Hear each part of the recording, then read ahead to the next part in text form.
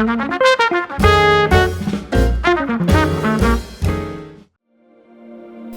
is a mirror, but it could also be a magnifying glass in which writers and directors tell stories of the world as it is or amplify stories that aren't heard enough. Welcome back. Sorry for such a wait between the two video essays between my last one.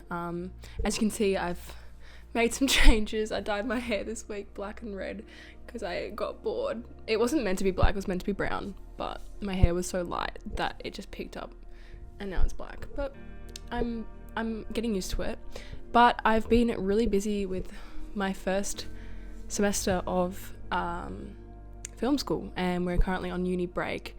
So yeah, pretty busy doing a lot of assignments, a lot of writing, but being in film school has already expanded my little brain. There's a couple of writing assignments that are coming up that I would love to like desqualify and put into a video essay. So I'm definitely gonna have more content because of film school, and I obviously uploaded one of my little assignments. Didn't get many views, but it's okay. If you're watching this, I'll link it, and hopefully you can go give it a watch because it was my first little project. Wasn't too bouge, but it was fun to make. Anyways, so yeah, I haven't had a lot of time to sit down and make a video essay, but we're back today. And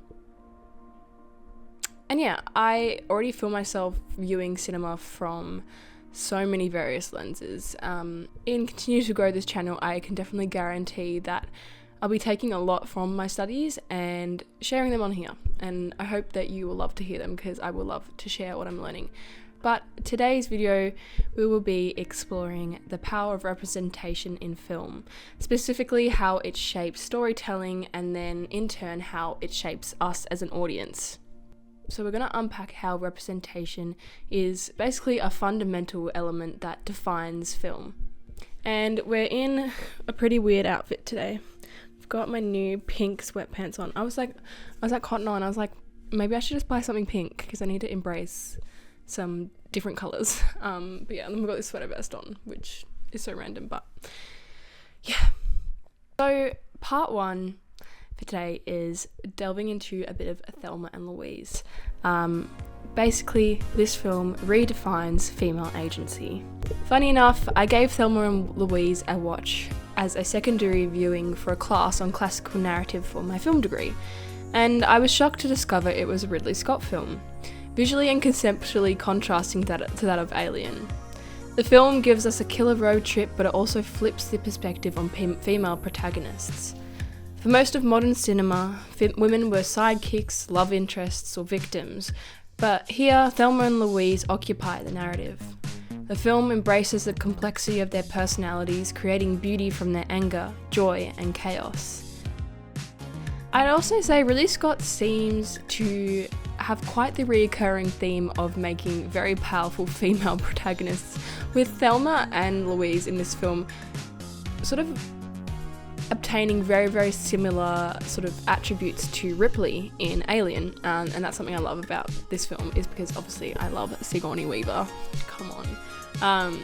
But yeah, without any direct spoilers, the ending in this film is pretty tragic, but it also stands as a statement that communicates the lengths of these women and the lengths they will go to in order to not live in oppression.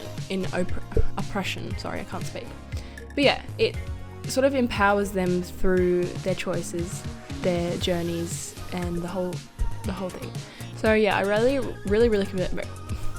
recommend this film for anyone who wants to see some great female protagonists.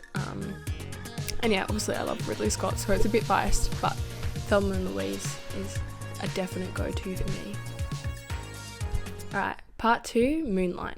So Moonlight was released in 2016, and this is sort of a quiet power in the storytelling of queer cinema, basically. And yeah, this has to be one of the most beautiful films that I've ever had the privilege to see.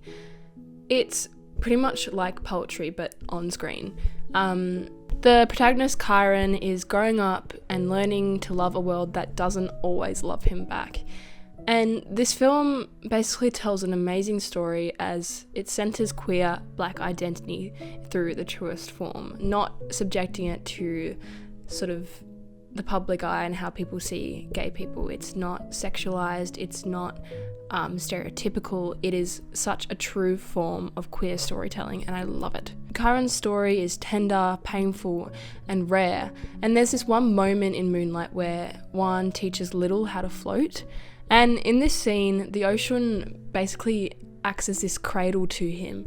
It's soft, it's safe, and the sounds and the calmness of the ocean and in this moment starkly contrast the themes in the film with like ideas of identity, shame, and masculinity. The depiction of masculinity is also a standout within this film, as Chiron has built a wall around himself, a product of himself that is basically created by the expectations of society. Yet when he reconnects with Kevin, something changes. And that's the emotional punch of this film. Moonlight is really risky and asks the hard questions, asks what it means to be both black and queer, and whether the world can truly embrace all different types of people. And yeah, Chiron really embodies the struggle of this intersectionality and sort of challenge of having two different associations within like minority groups. Film 3 is Everything Everywhere All at Once. And this sort of is a representation of multiverse and mothers. So Evelyn Wang isn't just a trope. She's a tax-stressed laundromat owner, an immigrant, a mother, a fighter, and in the end a superhero.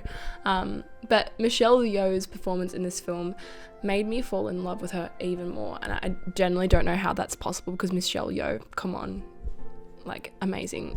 Best, probably one of my favorite actresses out there. But her ability to show these struggles of Evelyn and emotions through the smallest mannerisms and movements speaks wonders, and it really communicates the key story of this film. The challenges faced by Evelyn aren't hidden for the sake of the plot. They are the plot. The whole story revolves around her challenges. It's not thrown to the side and being like, oh, we don't care about that because that's not interesting. It is such a raw story that is told in a true form, but also told in a really artsy way, so it balances like true stories and art. And yeah, with this, the directors, the Daniels, as I like to call them, are sort of letting an audience know that it's okay to be complex, flawed, and deeply loved. All these things are what makes humans, basically. And I also love that the film balances LGBTQIA+ representation through Evelyn's daughter Joy, whose queerness is neither tokenized nor dramatized. It's simply just part of who she is. It is so true. It is so beautiful.